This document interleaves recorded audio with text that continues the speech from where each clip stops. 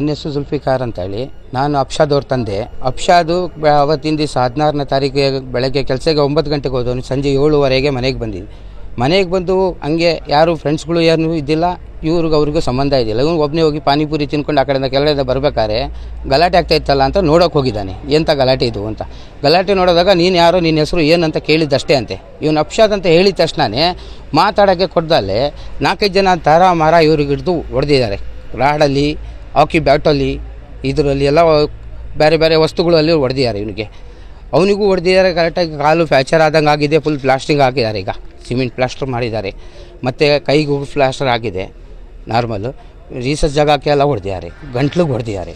ಮಾತಾಡಬಾರ್ದು ಅನ್ನಂಗೆ ಅದೆಲ್ಲ ಎಲ್ಲ ಮಾಡಿ ಇವ್ರಿಗೆ ಕಷ್ಟಪಟ್ಟು ನಾವು ಇರೋರು ಹುಡುಗರಿಗೆ ಈ ಥರ ಹೊಡೆದು ಇವರು ನ್ಯಾಯನೇ ಇಲ್ಲ. ನಾನು ಅವತ್ತು ಅಡಿಷ್ನಲ್ ಸರ್ SP ಸರ್ ಅವರು ಅವತ್ತು ಮಾತಾಡಿದಾಗ ನಾನು ಹೇಳಿದ್ದೆ, ಸರ್ ನನ್ನ ಮಗ ಅದರಲ್ಲಿ CC ಕ್ಯಾಮ್ರಾದಲ್ಲಿ ಇದ್ದು ಕಲ್ಲು ಹೊಡೆದಿದ್ದಾನೆ ಅಂತ ಆದರೆ ಆರೋಪಿ ಆದರೆ ನೀವೇನು ಶಿಕ್ಷೆ ಕೊಟ್ಟು ನಾವು ಬದ್ಧ ಅದಕ್ಕೆ ನಾವು ಮಾತಾಡಲ್ಲ.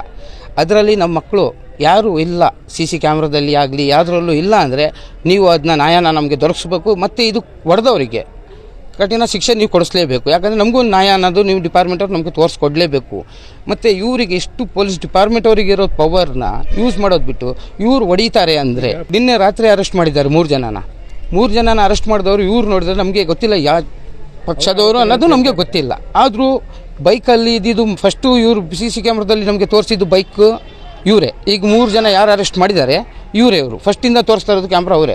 ಮತ್ತು ನಮ್ಮ ಮಕ್ಕಳು ಕಲ್ಲು ಹೊಡೆದಿದ್ದಾರೆ ಮಧ್ಯಾಹ್ನ 3 ಗಂಟೆಗೆ ಅಂತ ಹೇಳಿ ಕಲ್ಲು ತೋರಿಸ್ತಾ ಇದ್ದಾರಲ್ಲ, ಆ ಕಲ್ಲು ನಿನ್ನೆನೂ ಅವರು ತೋರಿಸಿದ್ದಾರೆ. ಅದೇ ಕಲ್ಲನ್ನ ಯಾವುದು ಅದೇ ಕಲ್ಲು ಯೂಸ್ ನಿನ್ನೆನೂ ಅವರು ಮಾಡಿದ್ದಾರೆ. ಏನಂತ ಇದೇ ಕಲ್ಲುಗಳನ್ನು ಇವರು ಹೊಡೆದಿರೋದು ಅಂತೇಳಿ. ಹಾಗಾಗಿ ನಮ್ಮ ಮಕ್ಕಳು ಯಾವುದೂ ತಪ್ಪು ಮಾಡಿಲ್ಲ. ತಪ್ಪು ಮಾಡಿದ್ದಿದ್ದರೆ ನಾವೇ ಖುದ್ದಾಗಿ ಹೇಳ್ತೀವಿ ಪೊಲೀಸ್ ಡಿಪಾರ್ಟ್ಮೆಂಟ್ ಅವರಿಗೆ ಶಿಕ್ಷೆ ಕೊಡಲಿ, ನಾವು ಅದಕ್ಕೆ ಬದ್ಧವಾಗಿ ನಿಲ್ತೀವಿ. ಡಿಪಾರ್ಟ್ಮೆಂಟ್ ಬದ್ಧವಾಗಿ ನಾವು ನಿಲ್ತೀವಿ. ಯಾಕಂದರೆ ನ್ಯಾಯ ಇರಲಿ ಅಂತ. ಇದು ಅನ್ಯಾಯ ಮಾತ್ರ ಮಾಡೋದು ಬೇಡ.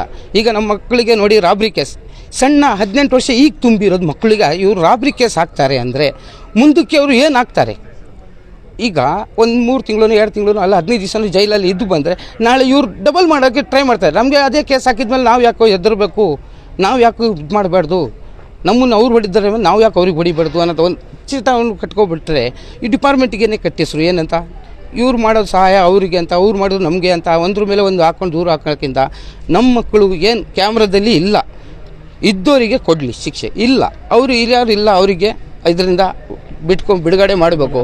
ಮತ್ತು ನೋಡಿ ಇಷ್ಟು ದಿವಸ ನಾವು ಕಂಪ್ಲೇಂಟ್ ಕೊಟ್ಟು ಅಷ್ಟೇ ದಿವಸ ಆಗಿದ್ದೀವಿ, ಅವ್ರನ್ನ ಯಾರನ್ನೂ ಅರೆಸ್ಟು ಮಾಡಿಲ್ಲ, ಇನ್ನೂವರೆಗೂ ಅರೆಸ್ಟ್ ಮಾಡಿಲ್ಲ ಅವರು. ನಮ್ಮ ಮಕ್ಕಳು ಕಾಲು ಮುಡ್ಕೊಂಡು ಹಾಸ್ಪಿಟ್ಲಲ್ಲಿದ್ದಾರೆ. ಆವಾಗ ಪೊಲೀಸವ್ರು ಬರ್ತಾಯಿದ್ದಾರೆ ಅರೆಸ್ಟ್ ಮಾಡ್ಕೊಂಡು ಹೋಗೋಕ್ಕೆ. ಕಾಲು ಮುಡ್ದಿದ್ದಾರೆ, ಇನ್ನು ಇದು ಮಾಡಿದ್ದಾರೆ, ಅದು ಟ್ರೀಟ್ಮೆಂಟ್ ಆಗಿಲ್ಲ. ಇಲ್ಲಿ ನೋಡಿದ್ರೆ CT ಸ್ಕ್ಯಾನಿಂಗ್ ನಮ್ಮ ಚಿಕ್ಕಮಗಳೂರಲ್ಲಿ 5 ದಿವಸ ನಮ್ಗೆ ಹೇಳ್ತಾರೆ CT ಸ್ಕ್ಯಾನಿಂಗ್ ಮಾಡಿ ಅಂತ. ನಾವು ಅಲ್ಲೋಗಿದ್ದಕ್ಕೆ ನಾವು ಕಾಲ್ ಮಾಡ್ತೀವಿ ನಿಮಗೆ ಅಂತ ಹೇಳಿದರು. ಈಗ ಹೇಳ್ತಾರೆ CT ಸ್ಕ್ಯಾನಿಂಗ್ ಇಲ್ಲಿ ಮಾಡ್ತಾ ಇಲ್ಲ, ನೀವು ಹೊರಗಡೆ ಹೋಗಿ ಮಾಡಿಸ್ಕೊಳ್ಳಿ ಅಂತೇಳಿ. ಈಗ ನಾವು ಅಷ್ಟೊಂದು ದುಡ್ಡು ಹಾಕಿ ಹೊರಗಡೆ ಮಾಡ್ಸೋಕ್ಕಾಗತ್ತಾ ಹೇಳಿ ನೋಡೋಣ? ನಾವು ಬಡವರು ಕೆಲಸ ಮಾಡಿ ತಿನ್ನೋರು, ಕೂಲಿ ಕೆಲಸ ಮಾಡಿ ನಮಗೆ 10,000 15,000 20,000 ಒಂದೇ ಸತಿ ಕಟ್ಟಿ ನಾವು ಇದು CT ಸ್ಕ್ಯಾನಿಂಗ್ನ ಮಾಡ್ಸೋಕ್ಕಾಗತ್ತಾ? ಮಾಡ್ಸೋಕ್ಕಾಗಿಲ್ಲ ಅಂದರೆ ಬರ್ತ್ಕೊಡಿ ನಮಗೆ, ನೀವು ಸೈನ್ ಮಾಡಿ ನಮಗೆ ಮಾಡೋಕ್ಕಾಗಲ್ಲ ಅಂತೇಳಿ ಡಾಕ್ಟ್ರ್ ಅವರು ಹೇಳ್ತಾ ಇದ್ದಾರೆ ಇಲ್ಲಿ. ಇಲ್ಲ ಅಂದರೆ ಅವರು ನಮಗೆ ಒಂದು ಬರ್ತ್ಕೊಳ್ಳಿ, ಶಿವಮೊಗ್ಗಗೂ ಹಾಸನ ಎಲ್ಲಿ CT ಸ್ಕ್ಯಾನಿಂಗ್ ಇದೆ ಅಲ್ಲಿಗೆ ಬರ್ತ್ಕೊಳ್ಳಿ, ನಾವು ಅಲ್ಲಿ ಹೋಗಿ ಮಾಡಿಸ್ಕೊತೀವಿ ಟ್ರೀಟ್ಮೆಂಟಾರ ಅಲ್ವಾ? ನಮಗೆ ಅದೊಂದು ಸಹಾಯ ಮಾಡಿಕೊಡ್ಬೇಕು. ಈ ಡಿಪಾರ್ಟ್ಮೆಂಟಿಂದ ಒಂದು ಸಹಾಯ ಆಗಬೇಕಂದ್ರೆ ಈ ಮಕ್ಕಳನ್ನ ಬೇಕಾಬಿಟ್ಟು ಕೇಸಲ್ಲಿ ಫಿಟ್ ಮಾಡೋದು ಬೇಕಾಗಿಲ್ಲ. ಇದ್ದರೆ ಮಾಡಲಿ, ಇಲ್ಲ ಅಂದರೆ ಬೇಕಾಬಿಟ್ಟಿಯವರು ಮಾಡೋದು ಬೇಡ. DC ಸಾಹೇಬರು ಆಗಲಿ SP ಸಾಹೇಬರು ಆಗಲಿ ಅವರಿಂದ ಮನವಿ ಇಷ್ಟೇ ಮಾಡೋದು, ಸರ್ ಅನ್ಯಾಯ ನನ್ನ ಮಕ್ಕಳು ಮಾಡಿದರೆ ಅವರಿಗೆ ನೀವು ಇದು ಮಾಡಿ.